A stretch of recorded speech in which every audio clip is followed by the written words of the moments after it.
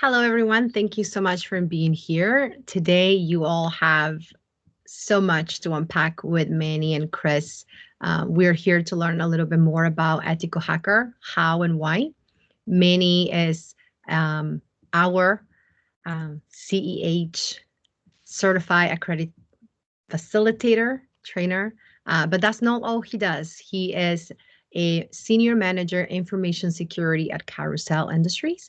And we also have Chris Hughes, who is an accountant executive at Bridge, who's going to bring a little bit of information as to why we should be doing this and why it's so impactful for all of you.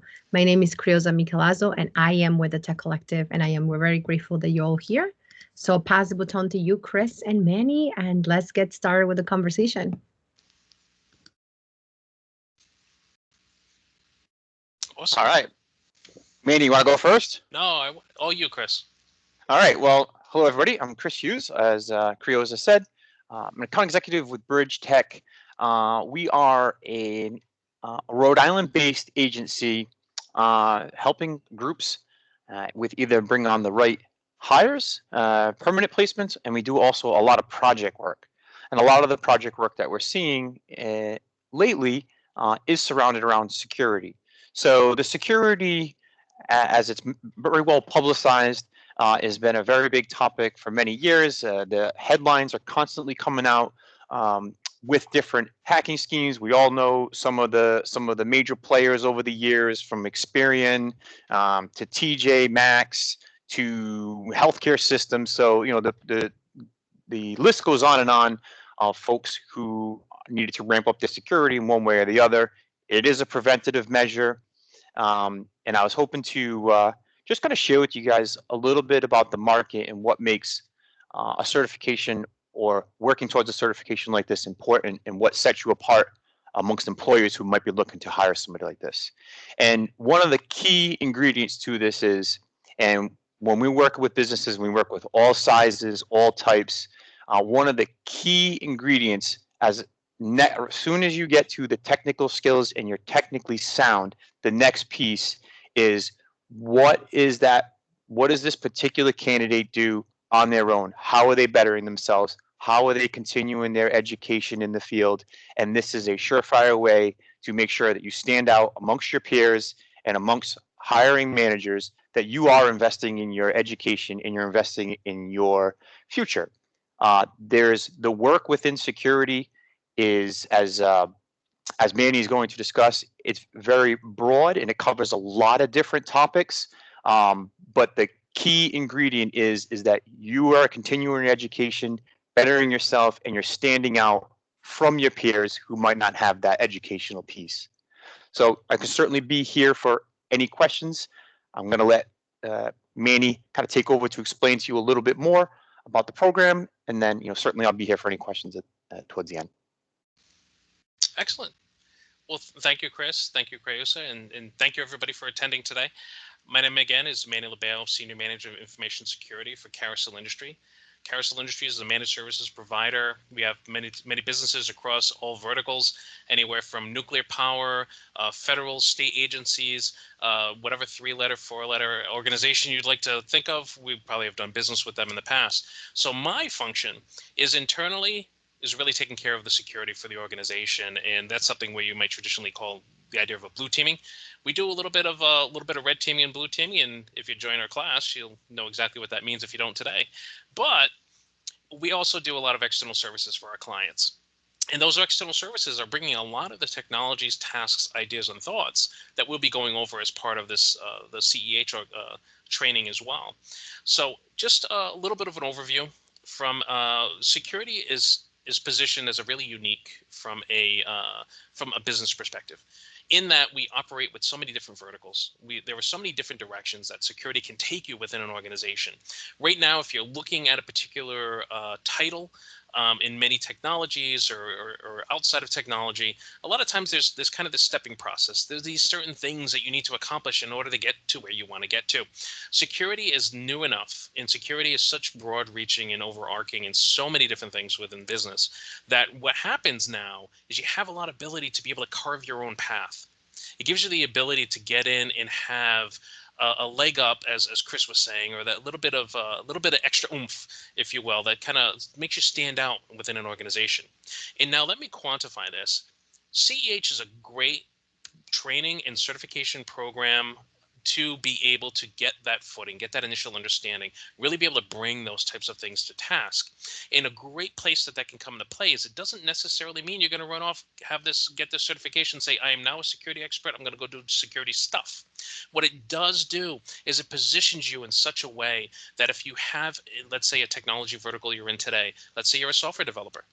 The software developers are always having to really consider security in their development lifecycle.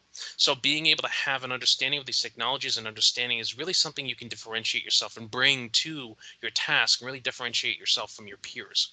So security doesn't have to necessarily just be security as a job, but it can augment the jobs that you have today. And really, when you go and talk and look at a business itself, there are so many things that we can bring to the table from the jobs that we perform on a regular basis. What security allows us to do, it allows us to really be able to talk in the same language as a leadership staff or executive staff or ownership of a business, in that we can start to talk in the terms of risk, because security is all about risk to the business. So being able to understand these technologies, bring them to the table, and be able to have these conversations that are across different spectrums, you really broaden and open up your horizons in your market. And this is something that is really going to give you that extra leg up, that differentiator. When they're looking, when you're going and applying for a job and they're looking at a stack of potentials within an organization, whether you're going to an organization you haven't had experience with, or whether you're in your current organization, you can start to forge your own path by utilizing security and understanding of security and how it can augment and help you get further along the way. But I know I talked in broad terms. Let's talk a little bit about what this class is. So this class is where accredited test center, training center for EC Council. EC Council is the certification body for CEH. CEH is the Certified Ethical Hacker Program. And what the Certified Ethical Hacker Program is focused around is this idea of red teaming. It's this idea of saying, if you want to catch a thief, you have to think like a thief. So one of the things that we do with CEH when you first start the class, if you're going ahead with us, and it'll be exciting, I promise, what will end up happening is that there's some paperwork that you have to basically sign that says that you're going to be getting access to, you're going to have information and tools that are just the same methods, tools, and tactics that actual hackers will utilize. In order to really understand what we need to do to protect ourselves, what we need to do to mitigate those risks, we have to understand what those technologies are, how to utilize them, how they're executed, and what are some of the compensating controls that can be in place to kind of thwart those. So that's what CEH is all about. CEH is all about getting into those tools. It's about playing with them, using them, understanding concepts. We're going to be talking on a lot of different concepts related to security across all different verticals, whether it be something that's a mobile device, web interface, or mobile application, anything you can imagine. We're going to have some technology, and we're going to have some talks about really what tools are out there that a malicious actor could utilize to subvert a lot of the security practices and protocols that are in place. So one of the things that's really exciting about this program is, yes, you're going to get to hear my voice a lot. That's less exciting for me. Hopefully it'll be exciting for you. But one of the things we'll be doing is going through a lot of talking about these different processes. And then you're going to have access to a lab.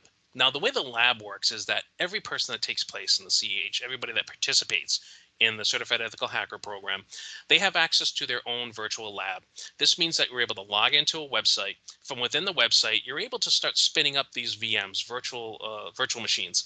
And that's everything from Windows boxes, Linux boxes, and they all have specific tools, and they all have specific structures that are set up so that you can actually start to interact with and utilize these tools. So the idea is that we're going to talk about the tools. We're going to talk about the impacts. We'll even talk about some of the mitigation strategies around that as we start to talk about just some real world insight into how these are enacted and defended against.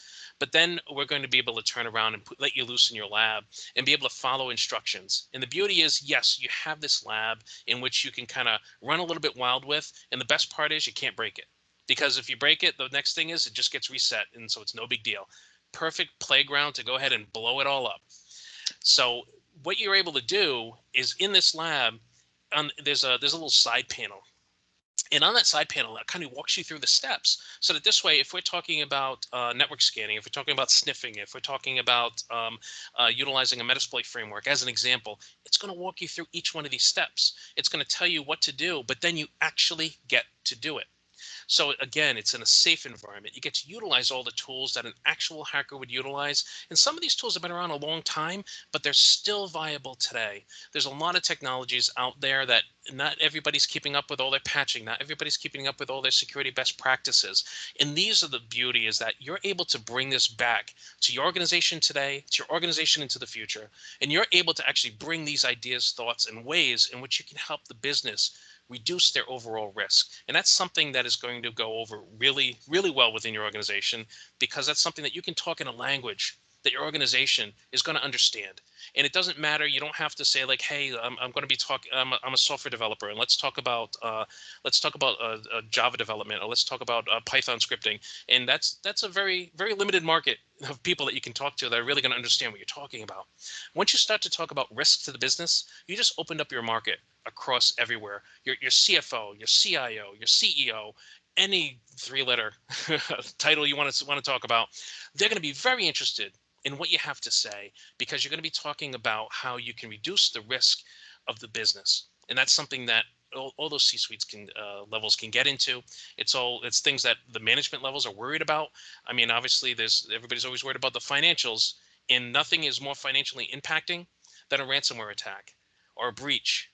All of those things have huge impacts to the tunes of billions of dollars. There are organizations out there that are building businesses behind the doors, behind the scenes, just doing things like ransomware attacks. And those are some of the things that we'd be talking about in CEH. Exactly, what does that entail? What is the architecture? What is the reason why this type of thing happens? And those are the types of things we really get into depth with CEH. And as you can tell, I get really excited about it. I tend to get animated. So this is something that I really enjoy talking about, because it changes all the time. And that's the beauty of it, is even now when we go into this, I think the last time we did the class, which wasn't very long ago, it was version 10. It's updated to version 11 because technology keeps changing and moving along the ways. And one of the things that I really want to bring to the table as well is when we're having these conversations, I want to be able to tell you, okay, how much of a real world impact this is these days. What are the types of things we're seeing in our environments, in the client environments that we interact with, that are really bringing this to say, like, you know what, this thing really was talking about, Windows XP, but it's still viable today. And the crazy part is that every time you turn around, there's always something new. Last week, there was major vulnerabilities associated with every version of Exchange. So everybody's email, on-premise email exchange, was susceptible. And that's something that today, now everybody's scrambling to get patched and get remediated. These are vulnerabilities that exist. Now it's known. Now people have an opportunity to patch. But there are vulnerabilities and exploits that we take advantage of as a red teamer that date back 10 or 15 years that are still viable today.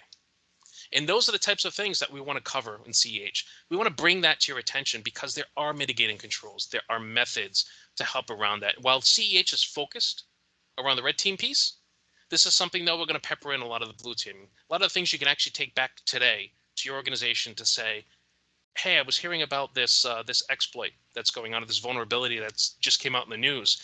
Is that something we should look into? Because I have a link here that shows us, some of the mitigating controls we should be putting in place. Here are some things that we can run to look for indicators of compromise to see, has this been exploited in our environment? Those are the types of things that you can bring back to your business today coming out of these classes. And I could keep talking on and on, but I want to give a chance too for Carousel and Chris. And I don't know if we want to do a question and answer, but I'm excited. I'm wound up. Let's start now. So Manny, I just have a basic question, right? As someone who's ignorant, the lab part that you mentioned, what does that look like? Is that how many hours does the lab entail for the class, for the certification, and so? Absolutely. So as we go through the modules, in most cases, usually there's 10 distinct modules within the CEH program. Each one of the modules has its own progress through the lab.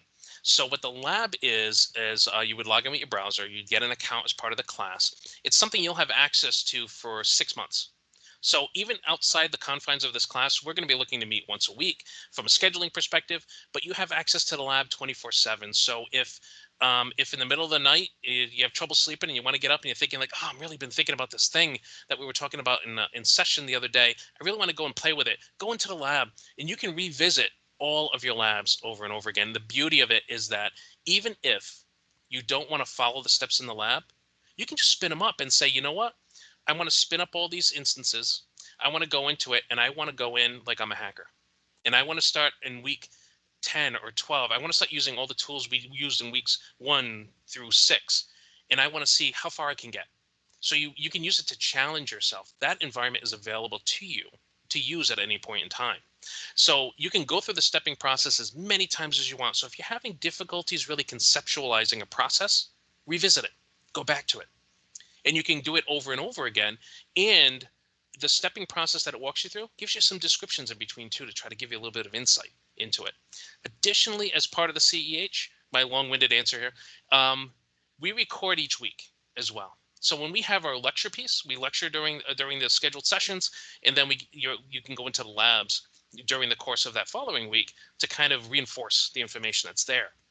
So at any point in time, you can revisit the labs, but you can also revisit any of the lecture pieces as well. So if you're not sick of hearing my voice after our sessions, you can go hear it again and jump to different sections, and just to say like, did I hear that right? I took a note, I wasn't sure, I missed something. Or if something happens, obviously we have busy lives. If you miss a session, you can always go back to it the next day and you'll have that video recorded session available to you. Awesome. That's great, Manny. For me, it was a question about the labs, right? As yes. I could hear your recordings, but I didn't know what the other part looked like. Chris, what is your perspective? Well, I was going to ask Manny a question too, in regards to the lab. So, I know it's a lot of simulation. Is it simulation for, I guess, it has 10 different modules. So 10 modules are covered in scenarios that could potentially happen. And it's like a sandbox, correct? It is. It is. It's a sandbox. So it will cover kind of the 10 distinct topics that we'll be covering. And those are what the stepping processes are. However, the labs, the VMs themselves, exist there from the beginning all the way to the end. So if at any point in time you just want to spin them up and go play, do it.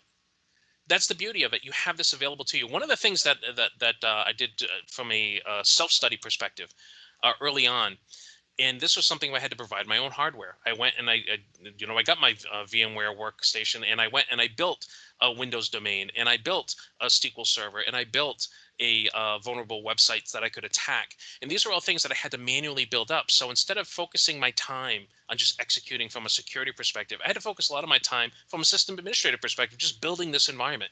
The beauty is with the lab, all of that's done for you. It's a matter of just firing them up, and then they're good to go. Now you can follow again the stepping process, or you can just go to town in the environment. And the beauty is, because it's all web-based and because it's just a virtual environment, at any point in time you can say, oh, I really messed this up. Let me hit the reset button. And it puts it all back for you, and you're good to go again. Cool.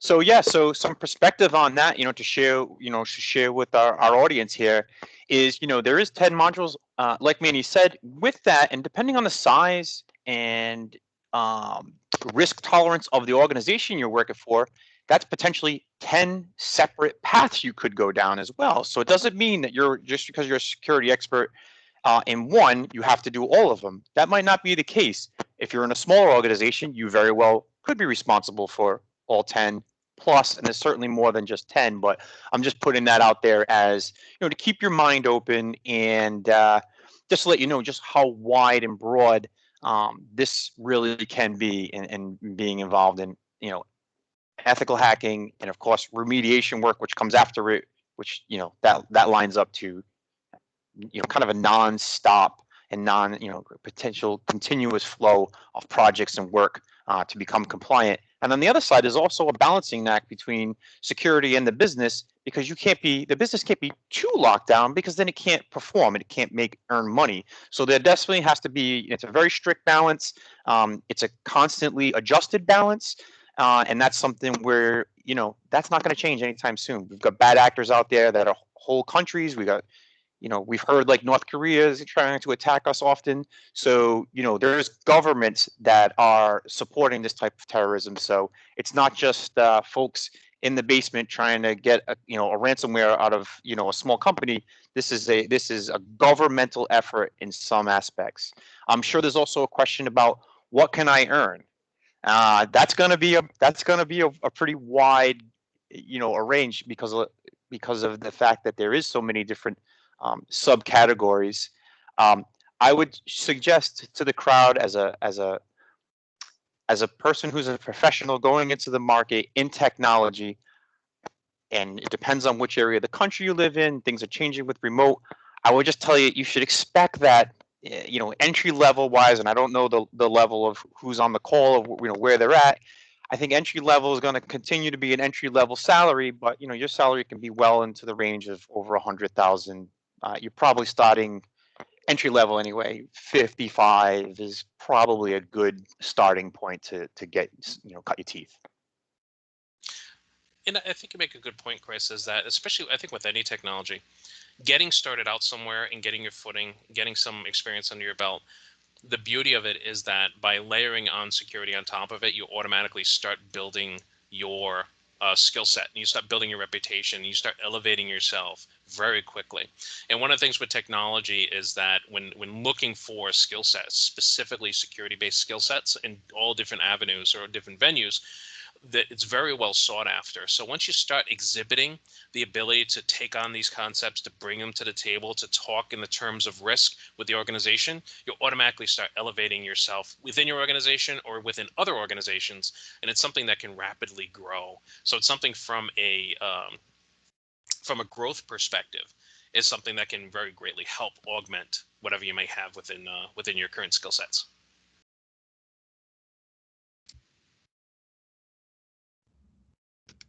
Yeah, I also wanted to say, Manny, from someone who was lucky enough to participate and hear you in the past when you led the class, you also create a community with your students, and I think that is important to highlight as well. You not only came in and provided the class, you also build the community within the team and your class, and it was interesting to see that you opened that space for your participants, your students, to be able to also relay on each other at their comfort level, of course, but they were able to communicate. So I think you brought that value into what you were building. Yeah, and it's a great point, is that what's can be happening is that sometimes you're learning so much information, sometimes it can feel a bit overwhelming, and sometimes just being able to ask a question and be able to do it in a safe environment, in an environment where you might not be thinking about it during the time of the session, but when we have the CH, we'll have a team site associated with it. We have the ability to communicate and collaborate. A lot of times we'll be bringing into it, and I know historically we'll do stuff like we'll bring in current news, current events, to say like, okay, here's a breach associated with a particular organization. Let's talk a little bit about what the reason was that this breach, what caused it, what was the exploit, what was the issue that got them to the point that they became encapsulated or captured in this issue. And it's something that we were able to kind of take what we're learning, but then elevate it and relate it to what's going on in the real world and what's happening around us on a regular basis. So utilizing those kind of social platforms, and it's our own little ecosystem. So you don't have to feel that there's no question off limits, obviously. And anything that you ask is something that more than likely, if you're asking the question, there's probably somebody else thinking the same thing, but then maybe they just haven't posted it yet, or they haven't thought that, well, maybe I'm the only one thinking this. So I encourage you, please ask questions, post things in the chats, send links, share information, and it's great to be collaborative. It's not a scenario where you post a question and then I'm necessarily jumping right on it and answering it myself, but others can collaborate, and you can start to get ideas and thoughts and processes and see different aspects and views on a given situation, because everybody has a distinct view to how things are taking place. So it's a great way to relate it all back to what we're dealing with on a regular basis. Right. I don't know if anyone has any questions, but I would like for all of you, if you have questions, to unmute yourselves and ask Chris, Manny. Use this time wisely. Mr. Manny, my name is Ian. Can I ask a question? Absolutely.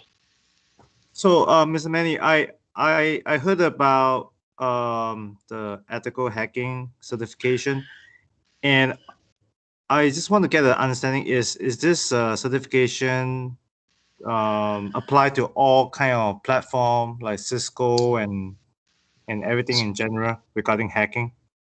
No, absolutely. So when we are the tools that we're going to be covering are going to cover a multitude of platforms. So it can be anything from Windows-based, Linux-based.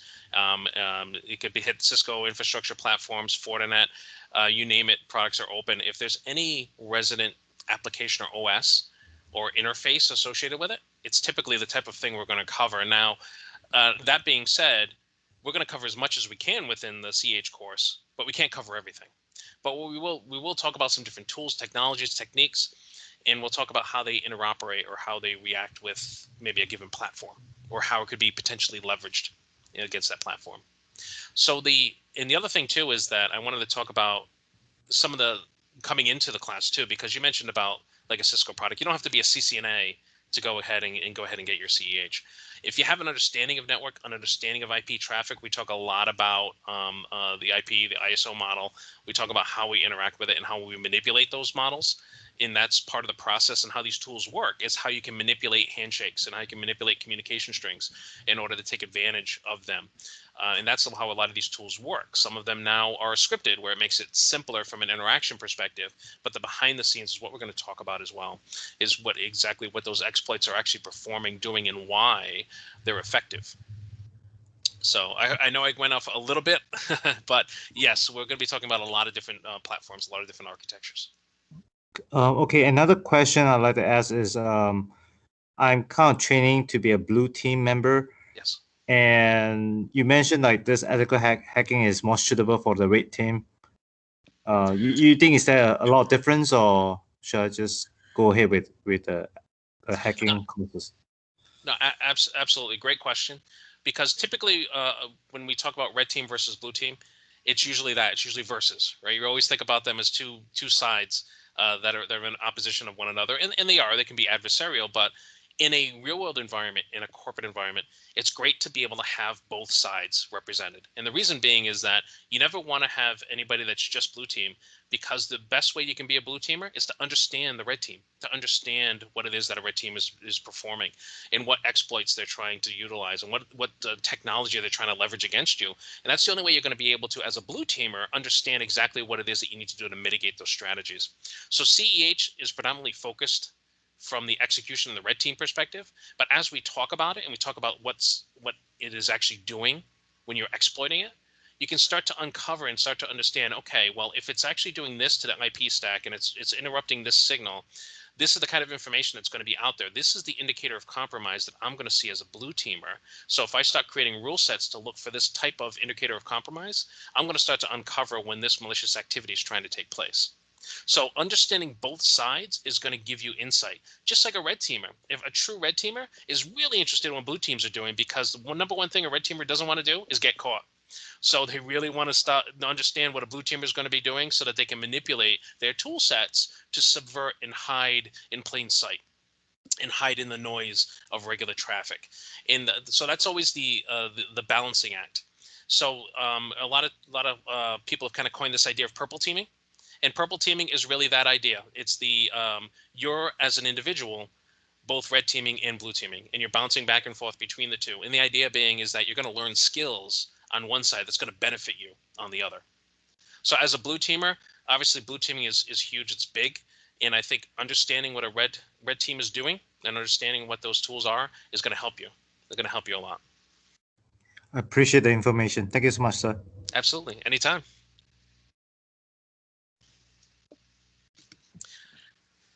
Any other questions? Anything we could provide some additional insight into? I have a question actually for Chris. Why should someone do this? What is, like, let's just be honest, right? It's 40 hours and lab is self-motivation to learn. Why should someone take it? Why should someone participate and learn and take the test? Well, so, definitely knowledge. Knowledge is you're proving that you met these core competencies, right? That is a key piece. It's really, I would say probably the most important part is that you are showing potential employers or your current employer that your continuing education. Almost all of technology, well, not almost, all technology needs to continue their education. There's a new technology that comes out every day, just like there's a new way to attack, just like there's a new vulnerability, and it's also a copycat world out there. Once somebody learns how to, you talk about red team, blue team, which is really great, that kind of yin and yang offense defense.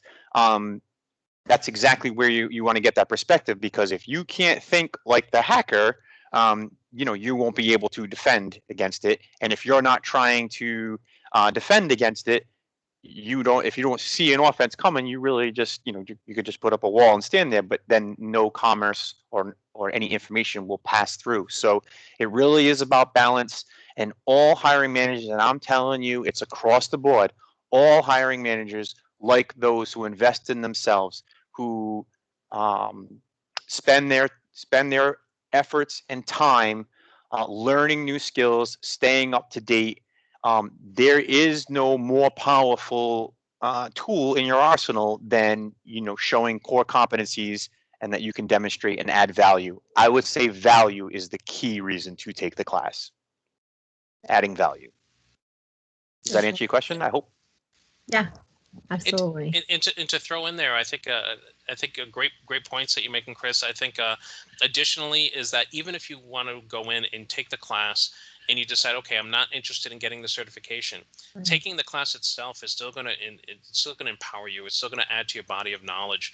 Having the certification is obviously always a definite plus. And one of the ways I'll put it is in my position, I get to see a lot of resumes. And when I'm looking at resumes and I'm looking at job postings, one of the major things you see is that, okay, they want some level of a college degree, typically a 4-year degree. If you notice, most people that are asking for the 4-year degree are not asking for a particular degree program. Some may say it needs to be an engineering level degree, some don't. But essentially, there's a lot of the ask is really around the idea of saying, okay, is this something that you are somebody that is going to educate yourself, is going to stick to it, going to follow through, and going to complete in a system? And what better way is right now is everybody's saying like, hey, everybody wants to be a bachelor's degree. Let's get the 4-year degree out there. As soon as everybody has a 4-year degree, the 4-year degree is the baseline again. How do you elevate yourself? You layer on these securities. You layer on these additional trainings. All the additional stuff that you do helps differentiate yourself in those environments. That's absolutely right. Well said. Yeah. Well, if there's no more questions, I just wanted to say, Manny, as always, is a pleasure to learn from you. As I said in the beginning, you make things that seem gigantic to digest, very digestible, and you pick curiosity. So thank you for sharing that and your passion with us. We're very lucky. And Chris, you provide us a perspective from the outside looking in that otherwise we wouldn't see. So I appreciate you taking the time to just give us a little light from the other side. Educate us a little bit more, and just remind us that it's important to keep building the toolkit and our arsenal so that we can go out there and be the best version of us. Thank you everyone for participating. I'm going to send you a follow-up email so that if you have further questions that you want to ask Manny or Chris, that you are free, and we hope to see you at our next class. And stay safe, everybody. Excellent. Thank you. Thanks, Bye. everyone. Thanks, everyone.